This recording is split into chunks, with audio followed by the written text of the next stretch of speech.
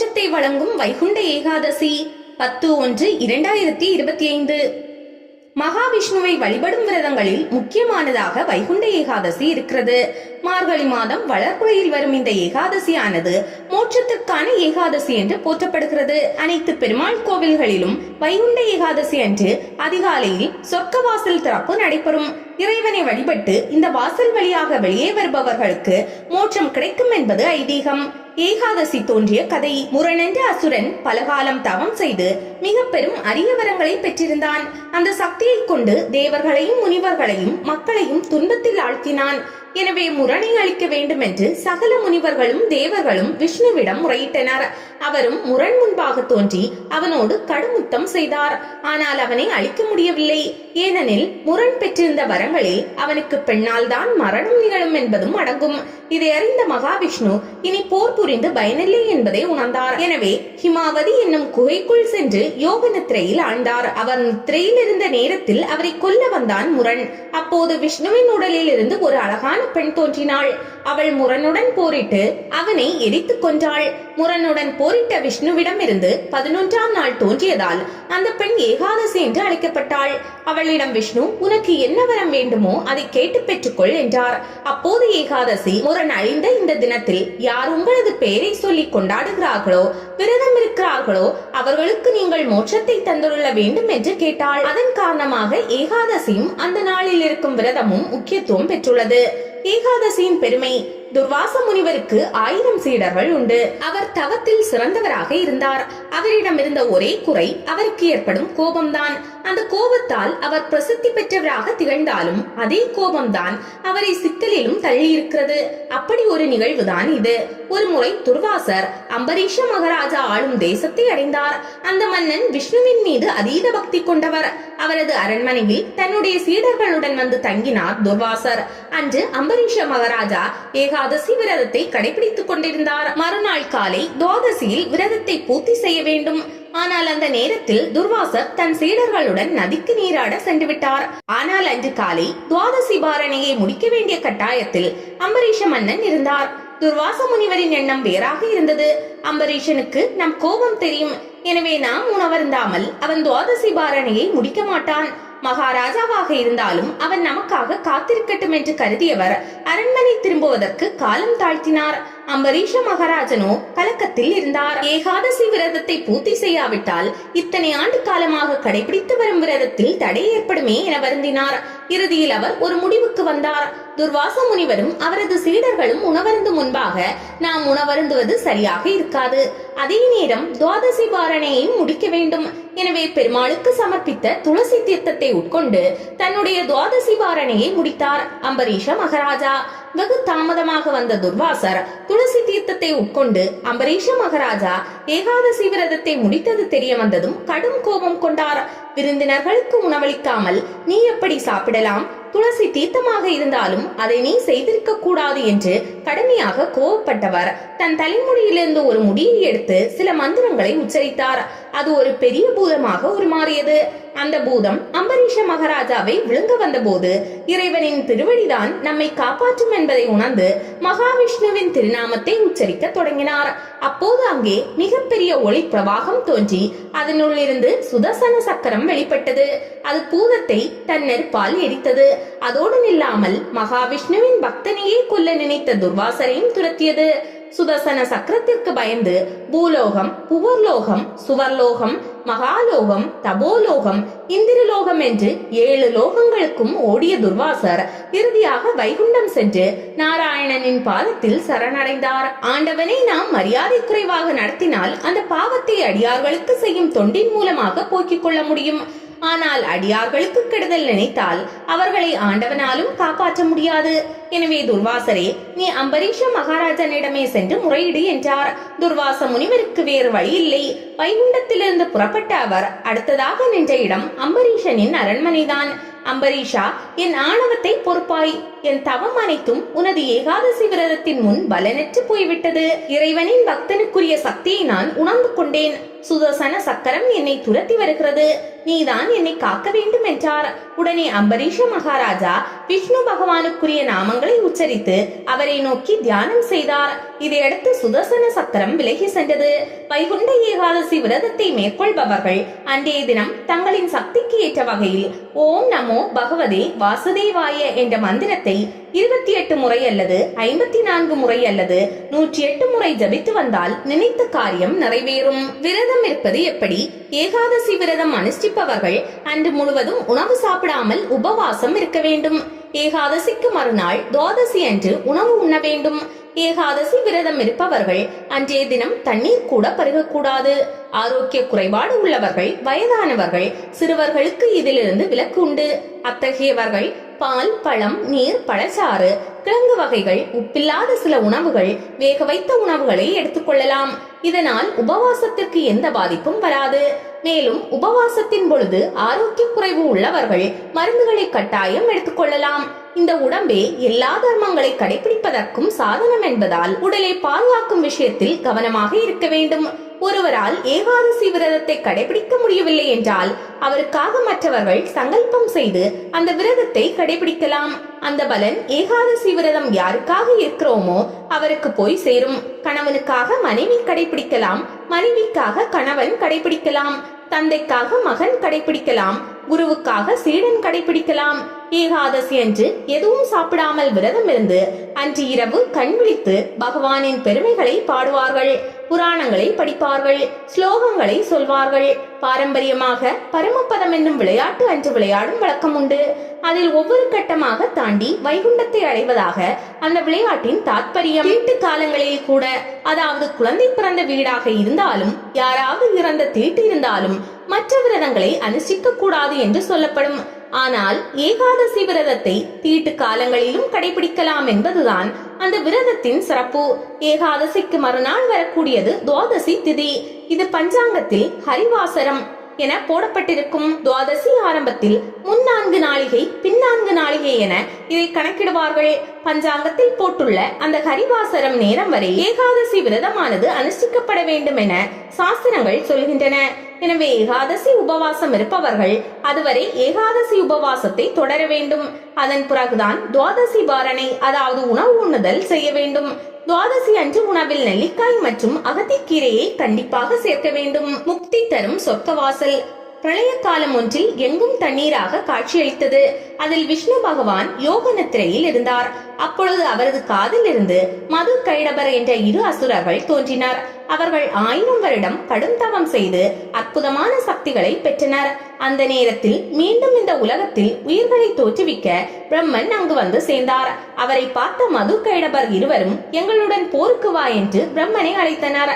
அவர்களின் சக்தியை கண்டு திகைத்த பிரம்மா விஷ்ணுவை துதித்தார். யோக நித்திரையில் இருந்து எழுந்து வந்த விஷ்ணு நெடும்போர் செய்து அவர்கள் 2 அளித்தார். விஷ்ணுவின் உடலில் இருந்து தோன்றியதால் அசுரர்களின் ஆன்மா வைகுண்டம் செல்லும் பாக்கியத்தை பெற்றது. அப்படி அவர்கள் வைகுண்டம் சென்ற தினம் ஒரு மார்கழி வளர்பிறை ஏகாதசி ஆகும். அப்போது அவர்கள் 2 விஷ்ணுவிடம், எங்களை போல் இந்த மார்கழி மாதம் வளர்பிறை ஏகாதசி என்று யார் விரஜா நதி தாண்டி பரமபத வாசலை கடந்து செல்கிறார்களோ அவர்களுக்கும் தாங்கள் மோட்சம் அருள வேண்டும் என்றனர். அதன்படியே பெருமாள் கோவில்களில் மார்கழி மாதம் வரும் வளர்பிறை ஏகாதசியில் பரமபத வாசல் திறக்கும் நிகழ்ச்சி நடைபெறுகிறது. பூலோக நாயகன் ஸ்ரீரங்கன். வைகுண்ட ஏகாதசி 10/1/2025. ஏகாதசியை அனுசரித்து உற்சவங்கள். ஸ்ரீ மகாவிஷ்ணு ஆனி மாதம் வளர்பிறை ஏகாதசி முதல் ஐப்பசி மாதம் வளர்பிறை ஏகாதசி வரை உள்ள 4 மாதங்களில் யோக நித்திரை செய்கிறார். இதன் காரணமாக ஆனி மாதம் வளர்பிறை ஏகாதசிக்கு சயன ஏகாதசி என்று பெயர். ஆவணி வளர்பிறை ஏகாதசியில் அவர் வலது பக்கம் திரும்பி படுப்பதால் பரிவர்த்தனை ஏகாதசி என்று பெயர். கார்த்திகை மாத வளர்பிறை ஏகாதசியில் அவர் யோக நித்திரையில் இருந்து எழுவதால் உத்தான ஏகாதசி என்று பெயர். இதை அனுசரித்துதான் பெருமாள் ஆலயங்களில் பல உற்சவங்கள் நடைபெறுகின்றன. குறிப்பாக ஆடி மாத வளர்பிறை ஏகாதசியில் ஜேஷ்டாபிஷேகமும், ஆவணி மாத வளர்பிறை ஏகாதசியில் பவித்ர உற்சவமும், கார்த்திகை வளர்பிறை ஏகாதசியில் கைசிக புராணம் படித்தலும் நடைபெற்று வருகிறது. மார்கழி மாதத்தின் ஏற்றம். மார்கழி மாதம் பரம பவித்திரமான மாதம். மார்கழி மாதத்தை மார்க்க சீரிஷ மாதம் என்று சொல்வார்கள். சீர்ஷம் என்றால் தலை, மார்க்கம் என்றால் வழி. இறைவனை அடையக்கூடிய வழிகளில் தலையாய வழியை காட்டும் மாதம் மார்கழி மாதம். தேவர்களுக்கு விடியல் காலை நேரம், அதாவது காலை 4 மணி முதல் 6 மணி வரை உள்ள நேரம். இந்த நேரத்தில் இறைவனை வழிபடுவது சால சிறந்தது. மார்கழி மாதம் முழுவதும் வழிபாட்டிற்குரிய மாதமாக அமைந்திருக்கிறது. இந்த மார்கழி மாதத்தில் தனிப்பட்ட குடும்ப சுபகாரியங்களான திருமண நிகழ்ச்சிகள் போன்றவற்றை நடத்துவதில்லை. மார்கழியில் செய்த பூஜையின் பலன் தை மாதத்தில் கிடைக்கும் என்பதால் தை பிறந்தால் வழி பிறக்கும் என்று முன்னோர்கள் சொல்லியிருக்கிறார்கள். அத்தியன உற்சவம். திருவரங்கத்தில் மட்டுமல்லாது எல்லா பெருமாள் கோயில்களிலும் வைகுண்ட ஏகாதசியை முன்னிட்டு முன் 10 நாட்களும் ஏகாதசிக்கு பின் 10 நாட்களும் உற்சவம் நடைபெறும். இந்த உற்சவத்திற்கு திரு அத்தியன உற்சவம் என்று பெயர். இந்த உற்சவத்தின் சிறப்பை தெரிந்து கொண்டால்தான் வைகுண்ட ஏகாதசியின் பின்னணியை நாம் முழுமையாக தெரிந்து கொள்ள முடியும். மார்கழி மாதத்தில் வளர்பிறை பிரதமை தொடங்கி 20 நாட்கள் பகவானுக்கு உற்சவம் செய்ய வேண்டும் என்று ஆகமங்கள் விதித்திருக்கின்றன. அத்தியனம் என்றால் வேத இதிகாச புராண ஸ்லோகங்களையும் ஸ்தோத்திரங்களையும் பெருமாள் முன் ஓத வேண்டும் என்று பொருள். போக மண்டபம். தனூர் மாதமான மார்கழி மாதத்தில் நடைபெறும் வைகுண்ட ஏகாதசி உற்சவங்கள் எல்லா பெருமாள் கோயில்களிலும் கிட்டத்தட்ட ஒரே மாதிரியாக நடைபெற்றாலும் பூலோக வைகுண்டமான திருவரங்கத்தில் நடைபெறுவதுதான் மிகவும் கோலாகலமாக இருக்கும். வைகுண்டம் எப்படி இருக்கும் என்று நமக்கு தெரியாது. ஆனால் வைகுண்டத்தின் தத்துவத்தை பூலோகத்தில் உள்ளவர்கள் கண்டு கொள்ள வேண்டும் என்ற அமைப்பில் ஸ்ரீரங்கம் கோவில் அமைந்துள்ளபடியால் பூலோக வைகுண்டம் என்று வழங்கப்படுகிறது. எம்பெருமான் ஆனந்தமாக பாம்பனையில் சயனித்துக் கொண்டிருப்பதால் திருவரங்கத்தை போக மண்டபம் என்றும் அழைக்கிறார்கள். தலைமை தலம் ஸ்ரீரங்கம். ஆழ்வார்கள் மங்களாசாசனம் அருளிய வைணவ திருத்தலங்கள் 108. அந்த 108 திவ்ய தேசங்களையும் ஒரு மரமாக உருவகித்தால் அதன் அடிமரமாக இருப்பது ஸ்ரீரங்கம். மற்ற தலங்கள் அந்த மரத்தினுடைய கிளைகளாக இருக்கின்றன. நேரில் சேர்க்கும் நீர் அடிமரத்தின் வழியாய் அதனுடைய கிளைகளுக்கு சென்று அந்த மரத்தை செழிக்க செய்கிறதல்லவா? அதுபோல் ஸ்ரீரங்கத்தில் நடைபெறும் ஒவ்வொரு விழாக்களும் மற்ற திவ்ய தேசத்தின் ஏற்றத்திற்கு காரணமாக அமைந்திருக்கின்றன. அதனால்தான் வைணவத்தின் தலைமை நிலையமாக ஸ்ரீரங்கம் விளங்குகிறது. அத்தனை ஆழ்வார்களும் ஒரு சேர திருவரங்கத்தை பாடியிருப்பதால் பதின்மர் பாடிய பெருமாள் என்று இவரை அழைக்கிறார்கள். எங்கு சென்றாலும் இரவு இங்கு வந்து விடுவார். 108 திவ்ய தேசங்களின் கரைகளும் இரவில் திருவரங்கத்து கருவறையில் ஒடுங்குவதாக சொல்வார்கள். பகவான் தனது நிரந்தர வாசஸ்தலமாக திருவரங்கத்தை அமைத்துக் கொண்டிருக்கிறான். இதை இங்குள்ள உற்சவர்களே நமக்கு வெளிப்படுத்தும். பல்வேறு உற்சவங்களில் ரங்கநாத பெருமாள் புறப்பாடு கண்டருளி வெளியிலுள்ள மண்டபங்களுக்கு சென்றாலும் இரவு நேரங்களில் அவ்விடங்களில் தங்காமல் கோவிலுக்கு தனது ஆஸ்தானத்திற்கு திரும்பி வந்து அரவணை அமுது செய்து தனது சிம்மாசனத்தில் சயனித்துக் கொள்வது வழக்கம். தெற்கு நோக்கி ஏன் இருக்கிறார்? பூலோகத்தில் வடக்கே வைகுண்டம் இருக்கிறது. அவ்விடம் செல்ல வேண்டியவர்கள் வடக்கு நோக்கி போக வேண்டும். பூலோக வைகுந்தமான திருவரங்கத்தில் நாம் ரங்க விமானத்தை அடைய தெற்கிலிருந்து வடக்கு நோக்கி போகும்படி வாசல்கள் அமைக்கப்பட்டிருக்கின்றன. மனித உடலின் தலைப்பக்கம் வடக்கு என்றும் பாதம் தெற்கு என்றும் சொல்கிறபடியால் மனிதனுக்கு ஒப்பான ஸ்ரீரங்கம் கோவிலும் வடக்கிலிருந்து தெற்கு நோக்கி அமைக்கப்பட்டிருக்கிறது. இந்த 7 பிரகாரங்களும் தெற்கு நோக்கியே வாசல் அமைக்கப்பட்டிருக்கின்றன. இவைகள் அச்சிராதி மார்க்கமாகிய சுஷும்னா நாடியின் தத்துவத்தை உணர்த்துகிறது. மனித தேகத்தின் மூலாதாரத்திற்கு கீழே உள்ள பாகத்தை உள்திருவீதியும் சித்திரை திருவீதியும் காட்டுகின்றன. மற்ற 5 பிரகாரங்களும் சரீரத்தின் மேல் பாகத்தையும் அதில் உள்ள 6 ஆதாரங்களின் தத்துவங்களையும் காட்டுகின்றன என்பர். மார்கழி உற்சவம் தான் முக்கியம்.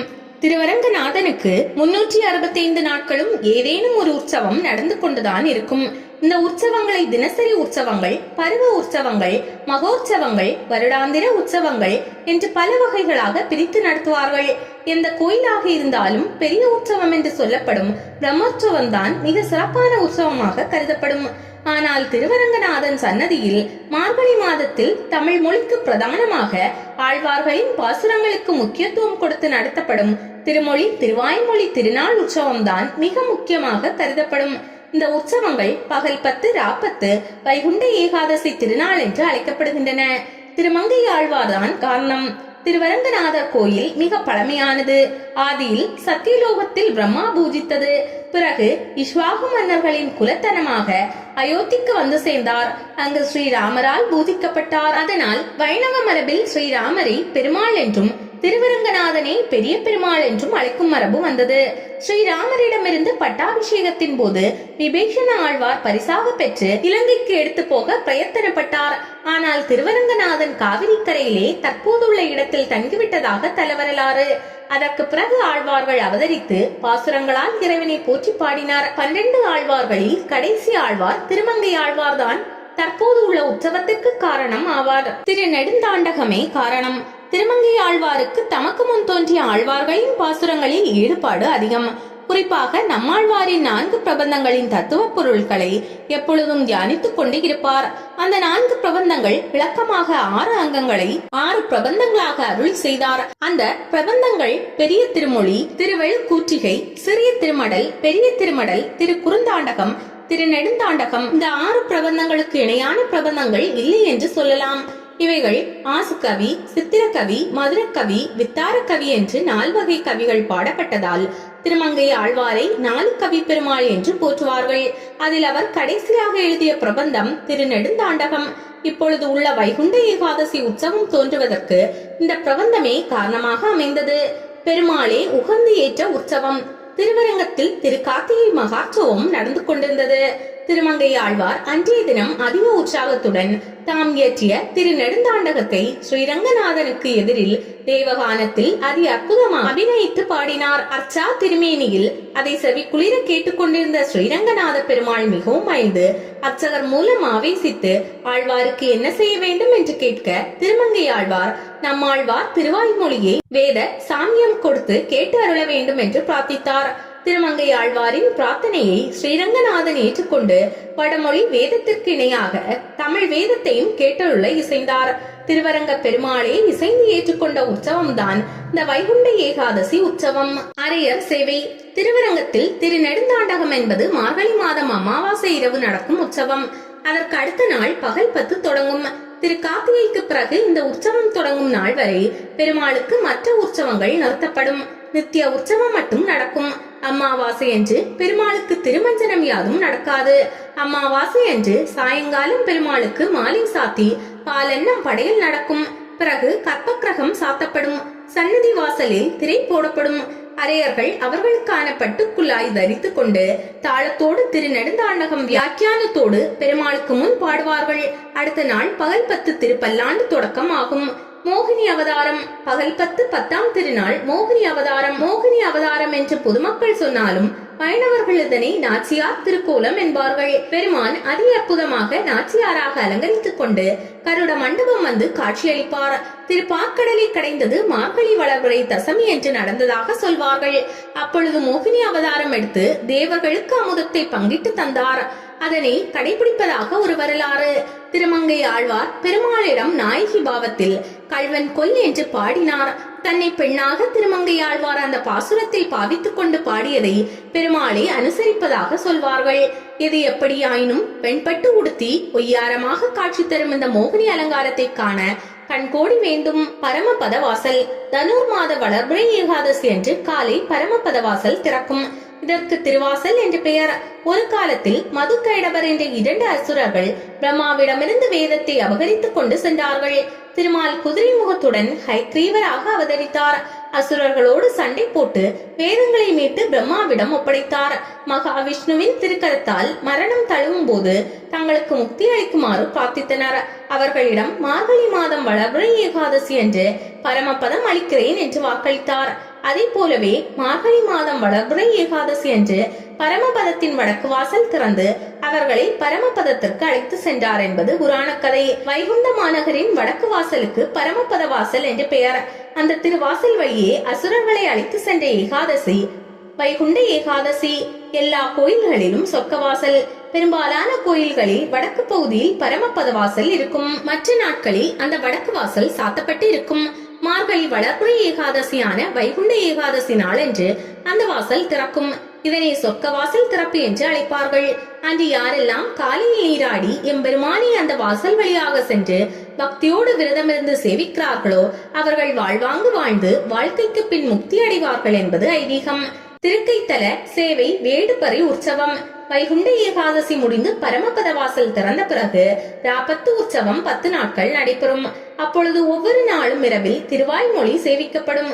இந்த 47ஆம் நாள் உற்சவம் திரு கைத்தல சேவை. நம்மாழ்வாருக்கு நாச்சியார் கோலம் இருக்கும். பெருமாள் ஆழ்வாருக்கு அர்ச்சகர்களின் திருக்கைகளில் எழுந்தருளி சேவை சாதிப்பர். இது திரு கைத்தல சேவை எனப்படும். 8ஆம் நாள் திருவேடுபரி உற்சவம் நடக்கும். பெருமாள் குதிரை வாகனத்தில் வருவார். திருமங்கை ஆழ்வார் பெருமாளை சுற்றி வந்து பெருமாள் சொத்துக்களை எல்லாம் கொள்ளையிடுகின்ற பாவனையில் நடக்கக்கூடிய உற்சவம் திருவேடுபரி உற்சவம். திருமங்கை ஆழ்வாருக்கு பெருமாள் ஞானம் தந்து ஆழ்வாராக்கிய உற்சவம். நம்மாழ்வார் மோட்சம். வைகுண்ட ஏகாதசி ராப்பத்து திருநாள் 10ஆம் நாள் தீர்த்தவாரி நடைபெறும். இதற்கு அடுத்த நாள் நம்மாழ்வார் மோட்சம். வைகுண்டத்திற்கு செல்ல விரும்பிய நம்மாழ்வாரை அச்சிராதி மார்க்கத்தில் அழைத்து செல்லும் நிகழ்வு இது.